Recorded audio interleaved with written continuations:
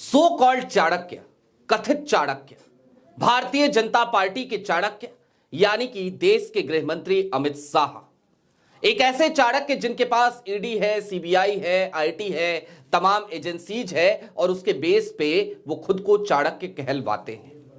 उनके सामने और खास तौर पर उनके लाडले को घेरने के लिए अब राहुल गांधी ने कांग्रेस के असली चाणक्य को मैदान में उतार दिया है।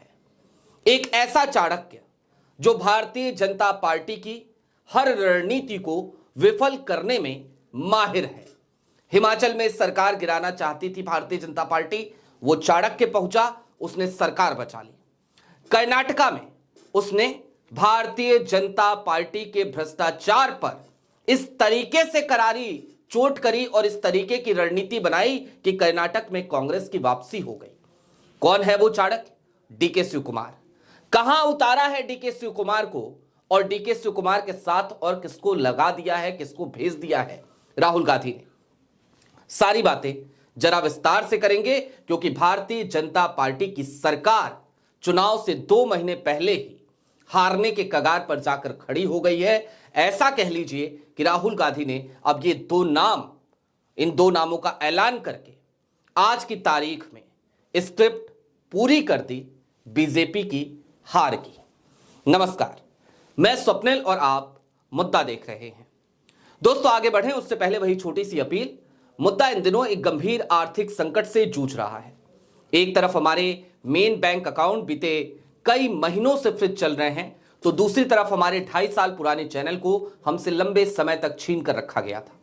ऐसे में डे टू डे ऑपरेशंस में मुद्दा को काफी मुश्किलों का सामना करना पड़ता है। लिहाजा आपसे गुजारिश है, यदि आप चाहें, यदि आप सक्षम हो तो मुद्दा की छोटी छोटी मदद जरूर कीजिएगा। इसके लिए आप स्क्रीन पर दिख रहे QR कोड या फिर कि नीचे दिख रहे UPI नंबर का इस्तेमाल कर सकते हैं। अब आगे बढ़ते हैं और सबसे पहले मैं आपको एक खबर दिखाना चाहता हूं। आपकी स्क्रीन पर प्रभा साक्षी की एक हेडलाइन है, असम इलेक्शन के लिए कांग्रेस की बड़ी तैयारी, डीके शिव कुमार और भूपेश बघेल को सौंपी बड़ी जिम्मेदारी।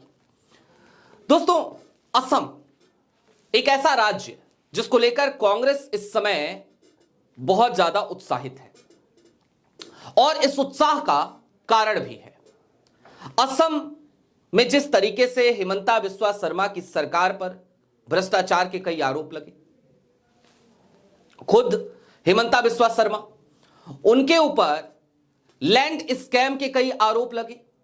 इन सब के बीच वहां पर एंटी इनकम्बेंसी का होना और इसके साथ ही साथ तमाम मुद्दों से बरगलाने भटकाने की कवायद में हिमंता बिस्वा शर्मा का लगे रहना और इन सब के साथ साथ वहां पर राहुल गांधी के भरोसेमंद का चुनाव से काफी पहले ही मैदान में उतर जाना। कौन है वो भरोसेमंद? तो नाम है गौरव गोगोई, पूर्व मुख्यमंत्री तरुण गोगोई के बेटे।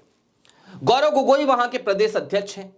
गलियां सड़कें सबकी खाक छान रहे हैं, लोगों से जाकर मिल रहे हैं। राहुल गांधी की जो पॉलिटिकल स्टाइल है, लोगों से जाकर संवाद करना, आम लोगों के बीच बैठना, गौरव गोगोई आज की तारीख में असम में उसी तरीके से जी तोड़ मेहनत करते नजर आते हैं। इसके ठीक बाद क्या हुआ? गौरव गोगोई और हिमंता बिस्वा शर्मा को लेकर बीते कुछ दिनों में बहुत सारे मीडिया इदारों ने बहुत सारे सर्वे किए और उन तमाम सर्वेक्षण के जो परिणाम आए, जो रिजल्ट आए, वो इस बात पर मुहर लगाते हुए नजर आए कि हर गुजरते दिन के साथ गौरव की लोकप्रियता काफी ज्यादा बढ़ती जा रही है असम में। फिर आलम यह आ गया कि हिमंता बिस्वा शर्मा की लोकप्रियता एक तरफ घटती नजर आ रही थी, गौरव गोगोई की लोकप्रियता बढ़ती हुई नजर आ रही थी। फिर उसके बाद से सर्वे आने ही बंद हो गए। जाहिर सी बात है, जब इस तरीके के सर्वे आएंगे तो उसका भी एक असर पड़ता है।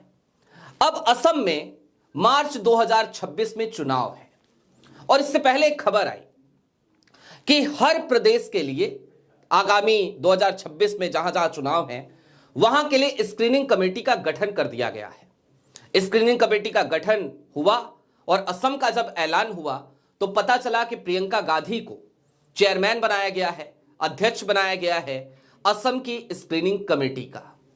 और इसके ठीक बाद आज का ऐलान। और आज का ऐलान क्या है?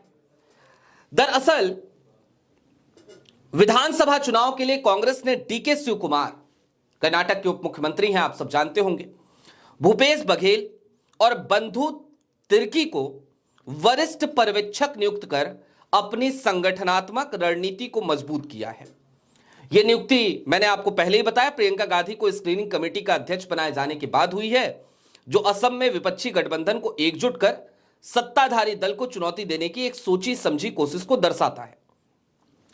कांग्रेस ने आगामी असम विधानसभा चुनाव के लिए कर्नाटक के उप मुख्यमंत्री डीके शिव कुमार, छत्तीसगढ़ के पूर्व मुख्यमंत्री भूपेश बघेल, झारखंड के पूर्व विधायक तिर्की को पार्टी का पर्यवेक्षक नियुक्त किया है।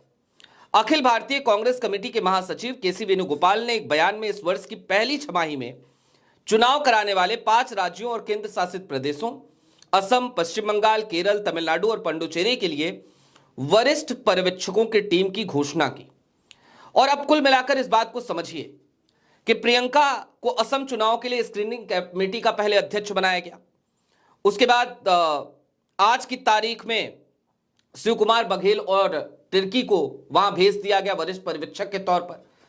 एक टीम है ये, और टीम मैं क्यों कह रहा हूं, क्योंकि प्रियंका गांधी के साथ ये तीनों नाम, चाहे वो भूपेश बघेल का हो, चाहे वो तिर्की जी का हो, या फिर कि वो डीके शिव कुमार का हो, ये तीनों ही एक अच्छी बॉन्डिंग शेयर करते हैं, एक अच्छी टीम की तरह काम करना जानते हैं। और इन सब के साथ साथ वहां पर गौरव गोगोई पहले से ही मौजूद हैं, वो वहां पर लगातार कांग्रेस को मजबूत कर ही रहे हैं। गौरव गोगोई ने कहा था कि 2026 के असम विधानसभा चुनाव अभूतपूर्व होंगे। उन्होंने एक बात और जोर देकर कही थी कि मुकाबला राजनीतिक दलों के बीच नहीं, बल्कि असम की जनता और जिसे उन्होंने स्वयं को राजा समझने वाला कहा, उसके बीच होगा। उन्होंने कहा कि जिस राजा का वे जिक्र कर रहे हैं, उसकी पहचान जनता को सर्वविदित है। एक जनसभा को संबोधित करते हुए गोगोई ने कहा कि विपक्षी दल जनता के बीच व्याप्त आक्रोश और हताशा से अवगत हैं और इसलिए वे उनके साथ एकजुट होकर खड़े हैं। इतना ही नहीं, गौरव गोगोई ने क्या कहा था, ये बड़ा मायने रखता है, लिहाजा उनके बयान का एक और हिस्सा जान लीजिए। गौरव ने आरोप लगाया कि सत्ताधारी दल द्वारा वित्तीय प्रलोभनों, सांप्रदायिक ध्रुवीकरण और चुनावी कानूनों के कथित उल्लंघन के माध्यम से मतदाताओं को प्रभावित करने के प्रयासों के बावजूद असम की जनता निर्णायक प्रतिक्रिया देगी। उन्होंने कहा कि असम की जनता एकजुट होकर देश को एक सशक्त संदेश देगी कि धन, बल, अहंकार, धमकियां और विभाजनकारी रणनीति जनता की गरिमा को कुचल नहीं सकती। उन्होंने आगे कहा कि असम की भूमि विरासत, संस्कृति, शांति और सामाजिक सद्भाव की रक्षा के लिए जानी जाती है। अब गौरव गोगोई ने बयान का जो उनके दूसरा हिस्सा था, जिसमें उन्होंने प्रलोभनों की बात की और जिसके बाद डीके शिव कुमार को आज वहां उतारा गया, उसकी जरूरत पड़ी, जरा इस चीज को डिकोड करना सबसे ज्यादा जरूरी है। मैंने कहा था ना कि सो कॉल्ड चाणक्य, कथित चाणक्य, भारतीय जनता पार्टी की आज की पॉलिटिकल स्टाइल क्या हो गई है? चुनाव से ठीक पहले लोगों को आंशिक लाभ दे दो, जैसे बिहार में क्या किया गया, या फिर कि महाराष्ट्र में क्या किया गया, या फिर कि मध्य प्रदेश में क्या किया गया। चुनाव से ऐन वक्त पे, चुनाव के वक्त पे ठीक पहले महिलाओं के खातों में पैसे ट्रांसफर, कहीं लाडकी बहन योजना, कहीं लाडली बहना योजना, फिर यहां रोजगार के नाम पर बिहार में महिलाओं के खाते में डीबीटी किए गए 10-10 हजार रुपए। कई जगहों पर तो हाल ये कि चुनाव के दरमियान पैसे जा रहे थे लगातार अकाउंट में। अब इस तरीके की जब रणनीति होती है, इस तरीके से जब संसाधनों का, सरकारी तंत्र का दुरुपयोग किया जाता है और इस पर चुनाव आयोग आंखें मूंद कर बैठा रहता है, तो फिर विपक्ष को तैयारी तो करनी पड़ेगी। और ऐसी ही तमाम रणनीतियों से निपटने में माहिर हैं कर्नाटक के उप मुख्यमंत्री डीके शिव कुमार। डीके शिव कुमार, आपको याद होगा जब मुंबई की सरकार थी, कर्नाटका में चुनाव हुए, वहां पर कांग्रेस के ही लोग वो उम्मीद नहीं लगाए थे कि इस तरीके से बहुमत आएगा, लेकिन ये डीके शिव कुमार की रणनीति थी। डीके शिव कुमार का प्रचार का वो तंत्र था, डीके शिव कुमार की चाणक्य नीति थी, जिसके बाद वो लगातार कांग्रेस में एक चाणक्य के तौर पर जाने लगे। फिर हिमाचल में असंतोष का माहौल बना। ऐसा लगा कि कांग्रेस की सरकार आज गिर जाएगी या कल गिर जाएगी। कांग्रेस की सरकार के गिरने का औपचारिक ऐलान ही ऐसा लग रहा था जैसे बचा है। तभी याद आई कांग्रेस को, राहुल को, प्रियंका को, सोनिया जी को कि हमारे पास एक तुरूप का इक्का तो है, क्यों ना उसे हिमाचल भेज दिया जाए। पर्यवेक्षक बनाकर हिमाचल भेजे जाते हैं डीके शिव कुमार और हिमाचल की सरकार बचाकर ले आते हैं और तमाम विरोधी गुटों को एक साथ एक मंच पर बैठाकर प्रेस कॉन्फ्रेंस को संबोधित भी करते हैं। वो तस्वीरें खूब वायरल हुई थी। ये रणनीतिक ताकत है, ये सूझबूझ है कांग्रेस के असली चाणक्य की, राहुल गांधी के असली चाणक्य की, डीके शिव कुमार की। और इसीलिए हम ये बात आज डंके की चोट पर कह रहे हैं और चलते चलते इसको जरा समराइज कर लेते हैं कि जो सो कॉल्ड चाणक्य हैं उनके लाडले की घेराबंदी के लिए राहुल ने अब असली चाणक्य को मैदान में आज की तारीख में उतार दिया है। और असम में जो ये प्रलोभनों की बात हो रही है, दरअसल बकायदा योजनाओं का ऐलान कर चुके हैं हिमंता बिस्वा शर्मा। युवाओं को 8,000, किसी को 2,000, किसी को 2,500। वहां पर तो असम की सरकार ने ऐसा लग रहा है जैसे खजाने खोल दिए हैं फ्रीबीज के लिए। मोदी जी फ्रीबीज पर हमला करने वाले नेताओं में अग्रणीय नेता थे, रेवड़ी कल्चर कहते थे, लेकिन आज उनको लगता है कि रेवड़ी कल्चर के तहत ही अगर सरकार बन जाए तो चलो रेवड़ी कल्चर ही अपना लेते हैं। तो उस रेवड़ी कल्चर को अपनाने जा रहे हिमंता बिस्वा शर्मा के सामने अब बड़ी चुनौती पेश कर रही है कांग्रेस, क्योंकि एक तरफ प्रदेश अध्यक्ष के तौर पर वहां पर पहले से तैनाती है गौरव गोगोई की, जनता के बीच में लोकप्रियता तेजी से बढ़ रही है।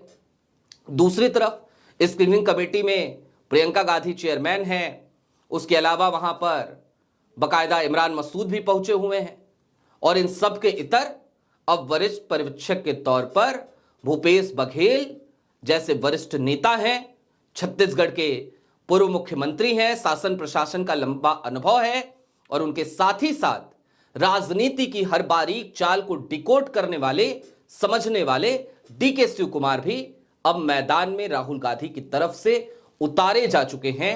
और ऐसा बिल्कुल अब लगने लगा है कि कांग्रेस की ये जो रणनीति है ना, चुनाव से ठीक 2 महीने पहले अभी ऐसा लगता है जैसे भारतीय जनता पार्टी की हार की स्क्रिप्ट पर आखिरी मोहर जो राहुल गांधी ने लगाई है वो आज का ये ऐलान है। आपकी क्या राय है हमें कमेंट बॉक्स में जरूर बताइएगा। अभी के लिए दीजिए इजाजत। चलते चलते फिर वही अपील, चैनल पे नए हो तो सब्सक्राइब करते हुए जाइएगा, सक्षम हो तो छोटी छोटी मदद मुद्दा की जरूर कीजिएगा। बहुत शुक्रिया।